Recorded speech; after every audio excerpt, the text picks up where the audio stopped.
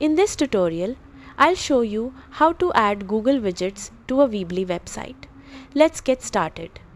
Choose the Google widget you want to embed, such as Google Maps, Google Calendar, or another Google service. Copy the embed code provided by that Google service. Next, sign in to your Weebly account and open the website where you want to add the widget. Click Edit Site to open the website editor. Make sure you're on the Build tab. In the left panel, find the embed code element.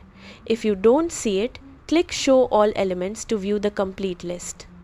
Drag the embed code element onto your page where you want the Google widget to appear. Click the element, select Edit Custom HTML and paste the embed code you copied earlier.